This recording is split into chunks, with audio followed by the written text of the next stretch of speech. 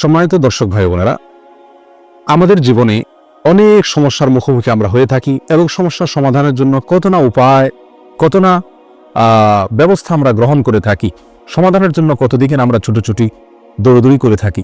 প্রিয় বন্ধু, আল্লাহ সুবহানাহু ওয়া তাআলা আমাদের জীবনের প্রধান প্রধান যে সমস্যাগুলো আছে, যে সমস্যাগুলোকে আমরা আমাদের জীবনে প্রতিনিয়ত ফেস করে থাকি, এসব মৌলিক এবং প্রধান প্রধান সমস্যার সমাধান আল্লাহ সুবহানাহু ওয়া তাআলা রেখেছেন যেই আমলের মধ্যে, সেটিকে বলা হয় ইস্তেগফার। এবং শুধু সমস্যার সমাধান নয়, আল্লাহ সুবহানাহু ওয়া তাআলা আমাদেরকে অত্যন্ত আকর্ষণীয় কয়েকটি পুরস্কার দান করবেন যে আমলের মাধ্যমে, সেটি হলো ইস্তেগফার। সূরা নূহ যদি আমরা তেলাওয়াত করে দেখতে পাবো, আল্লাহ সুবহানাহু ওয়া তাআলা আল্লাহর নবী নূহ আলাইহিস সালামের একটি বক্তব্য তিনি কোট করে বলছেন। নূহ আলাইহিস সালাম তার জাতিকে লক্ষ্য করে বলেছিলেন, ফাকুলতু ইস্তাগফিরু রাব্বাকুম ইন্নাহু কানা গাফফারা। অর্থাৎ আল্লাহর নবী নূহ আলাইহিস সালাম তার জাতিকে লক্ষ্য করে বলেছিলেন যে তোমরা ইস্তেগফার করো, তোমাদের রবের কাছে তোমরা ক্ষমা প্রার্থনা করো, মাপ চাও। তাতে কি হবে, কি লাভ হবে? নাম্বার 1, ইন্নাহু কানা গাফফারা, নিঃসন্দেহে তিনি ক্ষমাশীল, তোমাদেরকে ক্ষমা করবেন। প্রিয় বন্ধু, একজন মুমিনের জীবনে যত সমস্যা আছে তার মধ্যে সবচেয়ে বড় সমস্যা, সবচেয়ে বড় প্রধান সমস্যা হলো যে তিনি আল্লাহর কাছে অপরাধী হয়ে আছেন। আল্লাহর কাছে অপরাধী হয়ে থাকার কারণে তার দুনিয়ার জীবনে সুখ শান্তির কমতি এবং ঘাটতি তিনি অনুভব করবেন এবং আখিরাতের জীবনের অশান্তি তো রয়েই গেছে। অতএব এই প্রধান সমস্যা যেটি, সেটি আল্লাহ তাআলা দূর করবেন, অর্থাৎ আমরা ক্ষমা পেয়ে যাব। নাম্বার 2, আল্লাহ সুবহানাহু ওয়া তাআলা পরবর্তী আয়াতে নূহ আলাইহিস সালামের জাতিকে লক্ষ্য করে তার ইস্তেগফারের বিনিময়ে আল্লাহর পক্ষ থেকে ঘোষিত সে পুরস্কার বা সমস্যার সমাধানের কথা আল্লাহ তাআলা বলেন। কি সেটা? সেটা হলো আল্লাহ সুবহানাহু ওয়া তাআলা বলেন যে ফাকুলতু ইস্তাগফিরু রাব্বাকুম ইন্নাহু কানা গাফফারা ইউরসিলিস সামাআ আলাইকুম মিদরারা। আল্লাহ সুবহানাহু ওয়া তাআলা ইস্তেগফার করলে কি হবে? অনাবৃষ্টির সমস্যা দূর করে দিবেন। আল্লাহ তাআলা রহমতের বৃষ্টি জনপদে বেশি বেশি নাজিল করবেন যদি তারা ইস্তেগফার করে। নাম্বার 3, ওয়ায়ুমদিদুকুম বিআমওয়ালিন ওয়া বানিন। যাদের সম্পদের অভাব, দারিদ্রতা, আজ আমাদের অনেকেরই অর্থের অভাব, এটি বড় একটা সমস্যা জীবনের। প্রিয় বন্ধু, সেই সমস্যার সমাধান আল্লাহ সুবহানাহু ওয়া তাআলা রেখেছেন ইস্তেগফারের মধ্যে। আমরা যদি ইস্তেগফার করি, আল্লাহ তাআলা বলেন ওয়ায়ুমদিদুকুম বিআমওয়াল, শুধু সম্পদ দিবেন না, এমন সম্পদ দিবেন যেটি আমাদেরকে শক্তিশালী করে, যেটি আমাদেরকে সমৃদ্ধ করে, যেটি আমাদেরকে আমাদের হাতকে মজবুত করে, অর্থাৎ কাজের সম্পদ, বরকতের সম্পদ আল্লাহ তাআলা দান করবেন। ওয়া বানি, অনেকেরই সন্তানহীনতার সমস্যা আছে, সম্পদ আছে কিন্তু সন্তান নাই। আল্লাহ সুবহানাহু ওয়া তাআলা সন্তানহীনতার সমস্যা দূর করে দিবেন। নিঃসন্তান থাকার যে সমস্যা, সেটি আল্লাহ তাআলা দূর করবেন ইস্তেগফারের মাধ্যমে। অতএব যদি কেউ ইস্তেগফার করে, আল্লাহ তাআলা তাকে সন্তান দান করবেন। হাসান বসরি রাহমাতুল্লাহর কাছে কেউ যদি সন্তানহীনতার অভিযোগ নিয়ে আসতো, তিনি বলতেন ইস্তেগফার করো। আমাদের আজকাল সন্তান না হলে আমরা কত আমল খুঁজে বেড়াই, আমল হাতের কাছেই রয়ে গেছে, সেটা হলো আপনি ইস্তেগফার করেন। শুধু সন্তান নয়, আল্লাহ তাআলা এমন সন্তান দিবেন যে সন্তান আপনাকে শক্তিশালী করবে। আল্লাহ বলেন ওয়ায়ুমদিদুকুম বিআমওয়াল ওয়া বানিন, আল্লাহ তাআলা সম্পদ এবং সন্তান দিয়ে তোমাদেরকে শক্তিশালী করবেন, সমৃদ্ধ করবেন, সহযোগিতা করবেন, সাহায্য করবেন। অর্থাৎ যে সন্তান, যে সম্পদ আমাদের কাজে আসবে, যেটি আমাদের হাতকে শক্তিশালী করবে, আমাদেরকে দুর্বল করবে না। প্রিয় বন্ধু, ইস্তেগফারের মাধ্যমে আমরা প্রধান গুরুত্বপূর্ণ 3টি সমস্যার সমাধান এখানে পেয়ে যাচ্ছি। প্রথমত, আল্লাহ তাআলা আমাদেরকে মাফ করবেন, ক্ষমা পেয়ে যাব। দ্বিতীয়ত, অনাবৃষ্টির সমস্যা দূর হয়ে রহমতের বৃষ্টি আমরা পাবো। তৃতীয়ত, আমাদের অর্থের অভাব অনটন আল্লাহ তাআলা দূর করবেন।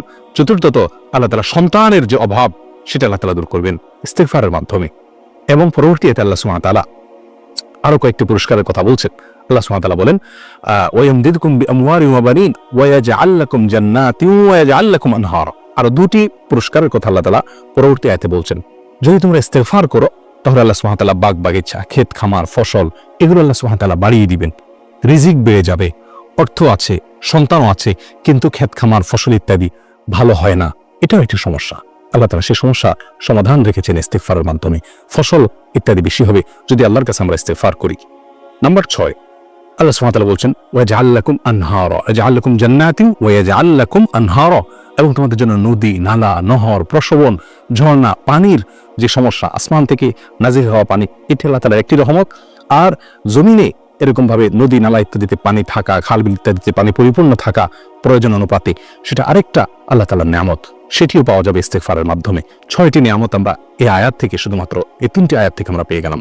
প্রিয় বন্ধু, ইস্তেগফারের মাধ্যমে আরো একটি জীবনের বড় সমস্যার সমাধান আল্লাহ তাআলা রেখেছেন, সেটি হলো বিপদ আপদ।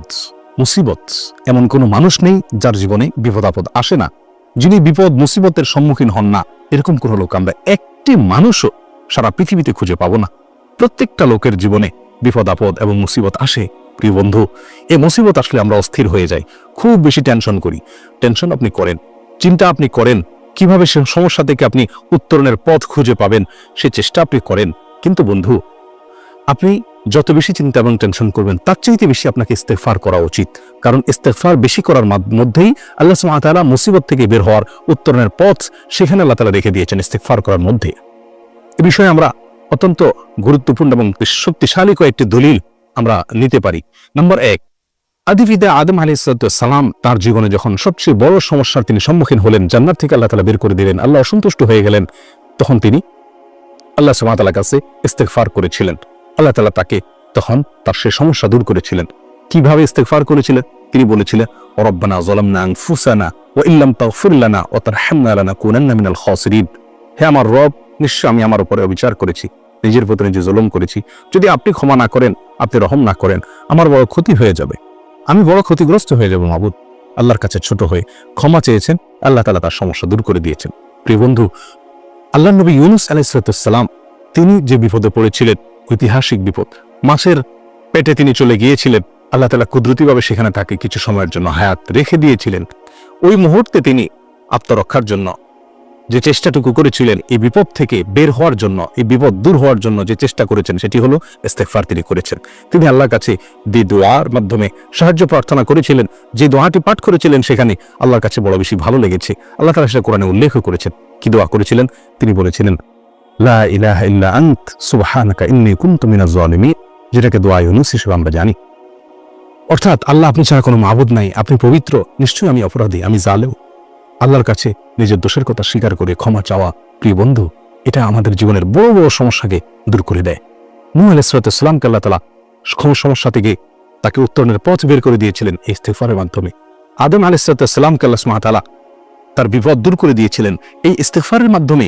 আমাদের নবী সাল্লাল্লাহু আলাইহি সাল্লাম বলেছিলেন, কালিমাতু আখি জিন্নুন, আমার ভাই জিন্নুনের যে বাক্য লা ইলাহা ইল্লা আনতা সুবহানাকা ইন্নী কুনতু মিনাজ জালিমিন, এটাকে তোমরা আঁকড়ে ধরো, বলো, তাহলে কি হবে? আল্লাহ তাআলা তোমাদের বিপদ আপদ দূর করে দিবেন। প্রিয় বন্ধু, কোরআনে কারিমে এই আয়াতটি, এই দোয়াটি, ইউনূস আলাইহিস সালামের এই দোয়াটি উল্লেখ করার পর আল্লাহ সুবহানাহু ওয়া তাআলা বলেন, ওয়া কাযালিকা নুনজিল মুমিনিন, আমি যেভাবে এই দোয়ার মাধ্যমে, ইস্তেগফারের মাধ্যমে আমার নবী ইউনূসকে বিপদ থেকে আমি মুক্ত করেছিলাম, ঠিক একইভাবে, একই পদ্ধতিতে আমি ঈমানদারদেরকেও এই সমস্যা থেকে আমি বের হওয়ার, যে কোনো বিপদাপদ থেকে বের হওয়ার পথ দেখাবো এই দোয়ার মাধ্যমে, অর্থাৎ ইস্তেগফারের মাধ্যমে। প্রিয় বন্ধু, এছাড়াও নবী সাল্লাল্লাহু আলাইহি সাল্লামের একটি বিখ্যাত হাদিস আছে, যে হাদিসের সনদ বা তার সূত্র নিয়ে মুহাদ্দিসিন একরামের অনেকেই প্রশ্ন তুলেছেন, কিন্তু তার যে মর্ম, সেটা যে বিশুদ্ধ, এটা নিয়ে কারোর কোনো সন্দেহ নেই। হাদিসটি হলো, মান লাজিমাল ইস্তেগফার, যে ব্যক্তি ইস্তেগফারকে আঁকড়ে ধরবে, সব সময় ইস্তেগফার পড়বে, শুধু এক দুইবার পড়বে তা নয়, এটাকে আঁকড়ে ধরবে, পড়তেই থাকবে। অন্য বর্ণনা আছে, মান কাসসারাল ইস্তেগফার, যে ব্যক্তি বেশি বেশি ইস্তেগফার করবে, আল্লাহ সুবহানাহু ওয়া তাআলা তাকে কি দিবেন? আল্লাহ সুবহানাহু ওয়া তাআলা তাকে জাআলাল্লাহু লাহু মিন কুল্লি হাম্মিন ফারাজা, যে কোনো মুসিবত বিপদ থেকে আল্লাহ তাআলা তাকে সমাধানের পথ দেখাবেন, সমাধানের পথ সে পাবে। অমিন কুল্লি যিকিন মাখরাজা, যে কোনো সংকীর্ণতায়, কোণঠাসাময় পরিস্থিতি তিনি পড়ে গেলে আল্লাহ সুবহানাহু ওয়া তাআলা তার জন্য বের হওয়ার, উত্তরণের পথ তাকে আবিষ্কার করে দিবেন কুদরতিভাবে, যদি সে ইস্তেগফারকে কন্টিনিউ করে। প্রিয় বন্ধু, তাহলে বুঝতে পারলাম নূহ আলাইহিস সালামের ঘটনা থেকে, আদম আলাইহিস সালামের ঘটনা থেকে, নবী সাল্লাল্লাহু আলাইহি ওয়াসাল্লামের হাদিস থেকে, এবং আরও এই জাতীয় বহু বর্ণনা আছে যেগুলোর খোলাসা এই, যে আমরা যদি ইস্তেগফারকে নিয়মিত করি, ইস্তেগফারকে যদি আমরা আমাদের জীবনের অংশ বানিয়ে নিই, আমরা সবসময় মুখে অবসর সময়ে যখনই সুযোগ পাবো ইস্তেগফার করতে থাকবো, তখনই কি হবে? আমরা, আল্লাহ সুবহানাহু ওয়া তাআলা আমাদেরকে বিপদ থেকে দূর করবেন। আপনি কোনো মুসিবতে পড়ে গেছেন, কোনো বিপদে পড়ে গেছেন, প্রিয় বন্ধু, সর্বপ্রথম যে কাজটি করা দরকার, ইস্তেগফার শুরু করা দরকার। ইস্তেগফার করতে থাকুন, ইস্তেগফার করতে থাকুন, ইনশাআল্লাহ আল্লাহ তাআলা আপনাকে বিপদ থেকে বের হওয়ার একটা পথ দেখিয়ে দিবেন। প্রিয় বন্ধু, এটি একটি বিরাট বড় একটা সমস্যার সমাধান, জীবনের যে কোনো বিপদের সমাধান রয়ে গেছে ইস্তেগফারের মধ্যে। 7 নম্বর চলে গেল। 8 নম্বর হলো, আল্লাহ তাআলার আযাব এবং গজব আমাদের উপরে আসবে না যদি আমরা ইস্তেগফার করি। ইস্তেগফারের মাধ্যমে আল্লাহ সুবহানাহু ওয়া তাআলা তার বান্দাদেরকে আসমানি যে আযাব, আসমানি যে গজব, সেই গজব থেকে আল্লাহ সুবহানাহু ওয়া তাআলা রক্ষা করে থাকেন। আল্লাহ সুবহানাহু ওয়া তাআলা বলেন, মা কানাল্লাহু লিউআযিবাহুম ওয়া আনতা ফীহিম, হে রাসূল, আপনি যদি তাদের মাঝে অবস্থান করেন, তাহলে আমি সেখানে আযাব পাঠাবো না। আল্লাহ তাআলা কোনো নবী উপস্থিত থাকলে সেখানে আল্লাহর গজব বা আযাব পাঠান না। লূত আলাইহিস সালামের জাতির উপর আল্লাহর আযাব এসেছিল, আল্লাহ তাআলা তার আগে তাকে সরিয়ে নিয়েছিলেন। এরকম ভাবে নূহ আলাইহিস সালামের উপর আল্লাহর আযাব এসেছিল জাতির উপরে, আল্লাহ তাআলা তার আগে নূহ আলাইহিস সালামকে কিস্তিতে উঠায় তাকে রক্ষা করেছিলেন। ঠিক একইভাবে আল্লাহ সুবহানাহু ওয়া তাআলা বলছেন, হে রাসূল, আপনার থাকা অবস্থাতে আমি সেখানে আমার আযাব প্রেরণ করব না। অর্থাৎ নিরাপত্তা তারা অর্জন করবে যদি আপনি সেখানে থাকেন। অর্থাৎ নবী সাল্লাল্লাহু আলাইহি সাল্লামের উপস্থিতি এটা নিরাপত্তার একটি কারণ। প্রিয় বন্ধু, আমরা সকলেই জানি আজ আমাদের মাঝে নবী সাল্লাল্লাহু আলাইহি সাল্লাম নেই, অতএব নিরাপত্তার এই কারণটি আমাদের মাঝে নেই। অতএব এই উপায়ের মাধ্যমে আমরা আল্লাহ সুবহানাহু ওয়া তাআলার গজব বা আযাব থেকে নিরাপত্তা লাভ করার সুযোগটা আর এখন নেই। কিন্তু আয়াতের পরের অংশ আমাদের জন্য শুভ সংবাদ বহন করছে। সেটি হলো আল্লাহ সুবহানাহু ওয়া তাআলা বলেন, ওয়ামা কানা আল্লাহু মুআযযিবাহুম ওয়া হুম ইস্তাগফিরুন। আর যদি তারা ইস্তেগফার করে, কোন জাতি কোন সম্প্রদায়ের লোকরা যদি ইস্তেগফারে মশগুল থাকে, ইস্তেগফারে লিপ্ত থাকে, তবুও আল্লাহ সুবহানাহু ওয়া তাআলা তাদের উপরে আল্লাহর আযাব এবং গজব নাজিল করবেন না। প্রিয় বন্ধু, আল্লাহর আযাব গজব থেকে নিরাপত্তা লাভ করার দ্বিতীয় যে উপায়টি সেটি এখনো আছে, সেটি ভ্যালিড আছে, সেটি হলো ইস্তেগফার করা। ইস্তেগফার করলে আল্লাহর আযাব এবং গজব থেকে আমরা নিরাপদ থাকতে পারবো। প্রিয় বন্ধু, 8টি বড় বড় সমস্যার সমাধান আল্লাহ সুবহানাহু ওয়া তাআলা রেখেছেন এই ইস্তেগফারের মাধ্যমে। 9 নম্বর হলো একটি সারপ্রাইজ পুরস্কার। একটি সারপ্রাইজ পুরস্কার আল্লাহ সুবহানাহু ওয়া তাআলা আমাদেরকে দিবেন ইস্তেগফারের মাধ্যমে। সেটি হলো এমন ভাবে আল্লাহ সুবহানাহু ওয়া তাআলা রিজিক দিবেন যে যেখান থেকে রিজিক এসে আমাদেরকে রীতিমতো সারপ্রাইজড করে দিবে, যে রিজিক আমাদেরকে এরকম ভাবে চমকায় দিবে, এরকম রিজিক আল্লাহ সুবহানাহু ওয়া তাআলা দিবেন। কল্পনাতীত উৎস থেকে আল্লাহ তাআলা আমাদেরকে রিজিক দিবেন। এই জন্য হাদিসের যে হাদিসটি একটু আগে বলছিলাম তার শেষ অংশ হলো এরকম, ওয়া রাযাকাহু মিন হাইসু লা ইয়াহতাসিব। যদি কি সব সময় ইস্তেগফার করবে, আল্লাহ তাআলা তাকে এমন জায়গা থেকে রিজিক দিবেন যে কল্পনাও করছে না। প্রিয় বন্ধু, আর কি চাই? আল্লাহ তাআলা ক্ষমা করবেন, অনাবৃষ্টি সমস্যা দূর হবে, অর্থের অনটন দূর হবে এবং বরকতময় অর্থ পাওয়া যাবে, সন্তানহীনতার সমস্যা দূর হবে এবং বরকতের সন্তান, যে সন্তান কাজে আসবে সেটা পাওয়া যাবে, শস্য ফসল ক্ষেত খামার ইত্যাদি ভালো হবে, নহর নদী নালা ইত্যাদিতে পানি পরিপূর্ণ থাকবে, যেটা মানুষের জীবনের জন্য গুরুত্বপূর্ণ বিষয়। বিপদ আপদ মুসিবত দূর হয়ে যাবে যদি ইস্তেগফারকে কন্টিনিউ করা যায়। আল্লাহর আযাব এবং গজব থেকে নিরাপত্তা লাভ করা যাবে এবং সারপ্রাইজের যে পুরস্কার আল্লাহ সুবহানাহু ওয়া তাআলা রেখেছেন সেটা পাওয়া যাবে। প্রিয় বন্ধু, তার চেয়ে বড় কথা আল্লাহ তাআলা ক্ষমা করবেন, মাফ করে দিবেন। 9টি আমাদের জীবনের 8টি বড় বড় সমস্যার সমাধান এবং 9 নম্বর হলো একটি সারপ্রাইজ পুরস্কার। অকল্পনীয় ইস্যু থেকে উৎস থেকে আল্লাহ তাআলা রিজিক দান করবেন। কিসের মাধ্যমে? ইস্তেগফারের মাধ্যমে। প্রিয় বন্ধু, আসুন সবসময় ইস্তেগফার করতে থাকি। বাসা বাড়িতে কাজের জায়গায় ইস্তেগফার দেয়ালে দেয়ালে লিখে রাখি দিই, যেন দেখে আমার ইস্তেগফার পর কথা স্মরণ হয়, একে অন্যকে স্মরণ করিয়ে দিই, ইস্তেগফার করতে থাকি। ইস্তেগফার মানে হলো আল্লাহর কাছে ক্ষমা প্রার্থনা করা। আল্লাহর কাছে ক্ষমা প্রার্থনা করার জন্য আমি নিজের ভাষা যে কোনোভাবে ক্ষমা চাইতে পারি, আল্লাহ আপনি মাফ করে দিন। তবে হাদিসে কয়েকটি ভাষা আমাদেরকে শিক্ষা দেওয়া আছে, তার ভিতরে সবচেয়ে সহজ সবচেয়ে সরল ইস্তেগফার হলো, সবচেয়ে ছোট্ট ইস্তেগফার হলো আস্তাগফিরুল্লাহ ওয়া আতুবু ইলাইহি। আল্লাহর কাছে আমি ইস্তেগফার করছি, ক্ষমা চাচ্ছি এবং তার দিকে আমি ফিরে যাচ্ছি। এর বাইরেও অন্যান্য ইস্তেগফার হাদিসের যে সমস্ত ইস্তেগফার বর্ণিত আছে সেগুলো আমরা করতে পারি। আস্তাগফিরুল্লাহাল্লাযী লা ইলাহা ইল্লা হুয়াল হাইয়ুল কাইয়্যুম ওয়া আতুবু ইলাইহি। ওই আল্লাহ যিনি ছাড়া কোনো মাবুদ নেই, আমি তার কাছে ইস্তেগফার করছি, তিনি চিরঞ্জীব, তিনি কাইয়্যুম, এবং তার কাছে আমি প্রত্যাবর্তন করছি। ইস্তেগফারের ভিতরে সবচেয়ে শ্রেষ্ঠ ইস্তেগফার হলো সাইয়্যিদুল ইস্তেগফার। অত্যন্ত মূল্যবান একটি দোয়া, সকাল সন্ধ্যা পড়ার জন্য নবী সাল্লাল্লাহু আলাইহি ওয়াসাল্লাম আমাদেরকে ইরশাদ করেছেন, নসিহত করেছেন। প্রিয় বন্ধু, এটি আমাদের সকলের মুখস্থ থাকা উচিত। সাইয়্যিদুল ইস্তেগফার হলো আল্লাহুম্মা আনতা রাব্বি, হে আল্লাহ আপনি আমার রব, লা ইলাহা ইল্লা আনত, আপনি ছাড়া কোনো মাবুদ নাই, খালাকতানি, আপনি আমাকে সৃষ্টি করেছেন, ওয়া আনা আবদু, আমি আপনার গোলাম, ওয়া আনা আলা আহদিকা ওয়া ওয়াদিকা, আমি আপনার অঙ্গীকার, আপনার ওয়াদা, আলাস্তু বিরব্বিকুম, যে আপনি আমাকে রব হিসাবে স্বীকারোক্তি নিয়েছিলেন সেটার উপরে আমি আছি, এখন আমি স্বীকার করছি। ওয়ানা আলা আহদিকা ওয়া ওয়াদিকা মাস্তাতা'তু, যতটুকু সম্ভব আমি সেই স্বীকারোক্তির উপরে এখনো অটল আছি। ওয়ানা আলা আহদিকা ওয়া ওয়াদিকা মাস্তাতা'তু আউযু বিকা মিন শাররি মা সানা'ত, আল্লাহ আমি যে সমস্ত অপকর্ম গুনাহ করেছি এগুলোর ক্ষতি থেকে আপনার কাছে আশ্রয় চাই। ওয়া আউযু বিকা মিন শাররি মা সানা'ত আবুউ লাকা বিনি'মাতিকা আলাইহি, আল্লাহ আপনি যে নিয়ামত আমার প্রতি দিয়েছেন আমি সেটাকে স্বীকার করি। ও আবুউ লাকা বিদামবি, আল্লাহ আমি যে অপরাধ করেছি সেটাকেও আমি স্বীকার করি।